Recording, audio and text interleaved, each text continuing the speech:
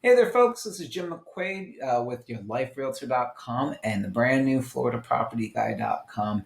I am your Central Florida real estate guru. I'm a real estate broker in the Central Florida area with Magnus Realty Group, a pretty awesome place to work.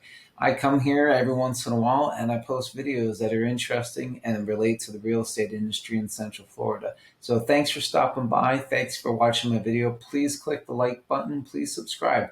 I'll be posting some more great videos very soon. Let's get to it. This video, we're going to be talking about the housing market for the month of June.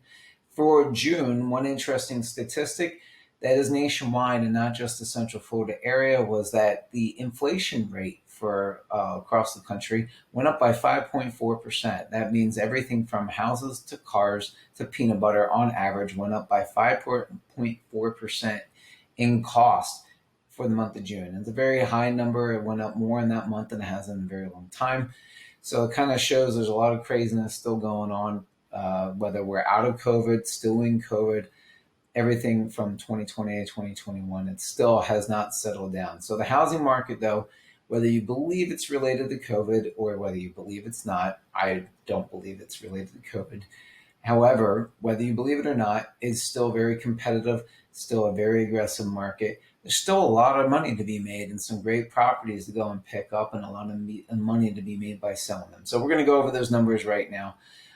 There's still a lot of transactions happening.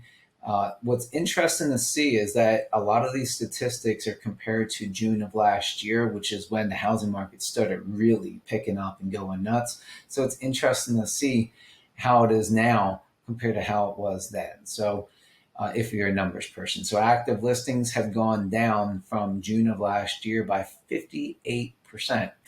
Guess what, ladies and gentlemen? That's because there's no homes out there.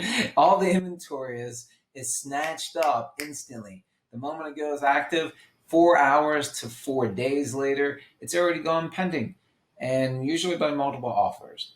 One of the things I'm going to tell you at the very end of this video is a couple of things I'm running into with different transactions to kind of give you a heads up of what's going on out there right now and some tips and tricks towards how to avoid them. New listings.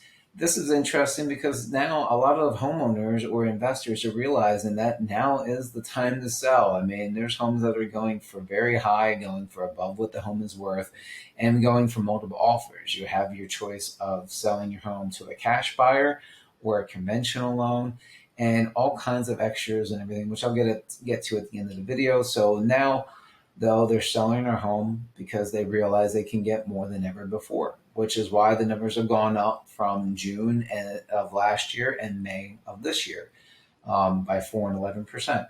Pending sales have gone down. It's a little bit tough to gauge because that can vary from month to month according to just when people happen to list their home. So it's a little bit difficult, but you can see they are selling and selling fast. Listings sold have gone up from May just a month ago, and then 21% from June of last year. Yeah, that's when everything started, really. It was March, April, May, June, all of a sudden started going crazy. Now, it was already busy before that, but then around that time is when it really started taking off. But now it's a lot busier than ever before. Average days in the market is probably one of the most interesting numbers on this.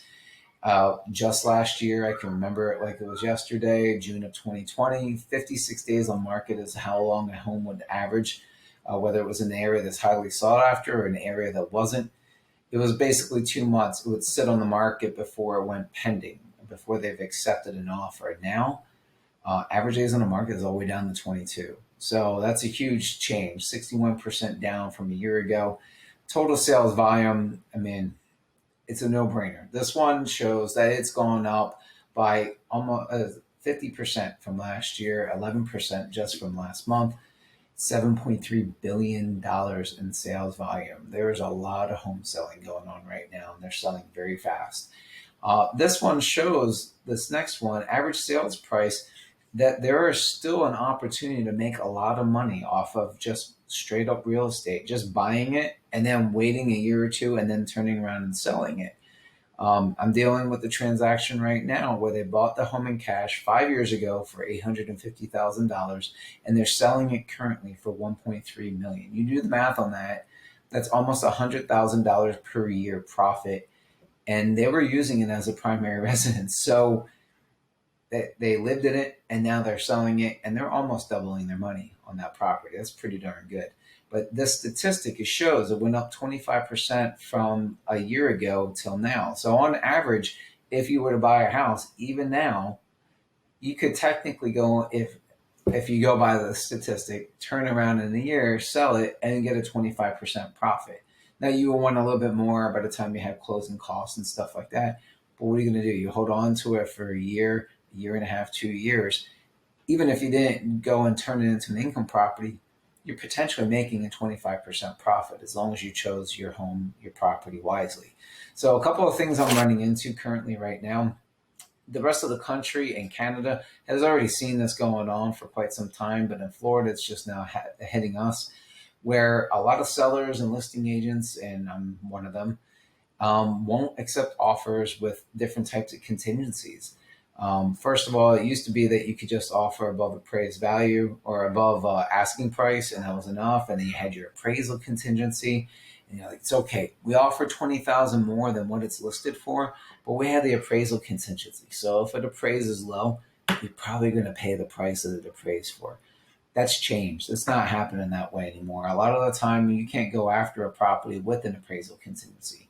The sad thing, though, is that knocks out for a lot of properties your veterans with your VA loans. They risk their lives to be able to get their GI Bill and go after properties with a VA loan. And that's one of the least things we can do for our veterans and their families.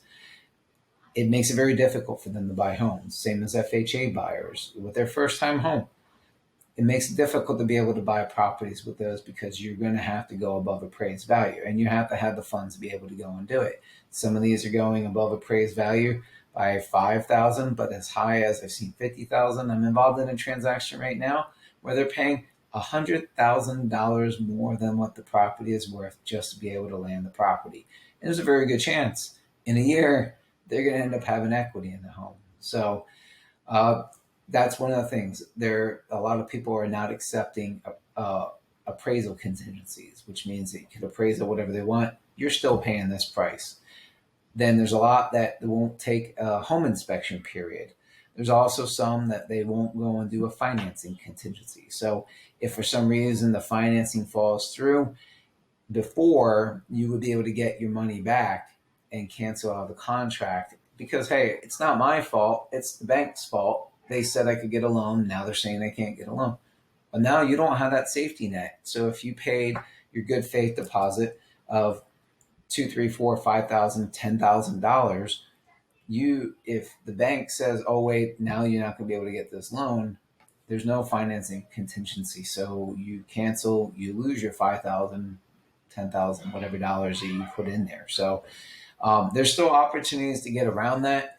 So you reach out to me and I'll tell you about how you can avoid the appraisal contingency thing, how you can avoid the home inspection period thing, all that sort of stuff. There's ways to work around it.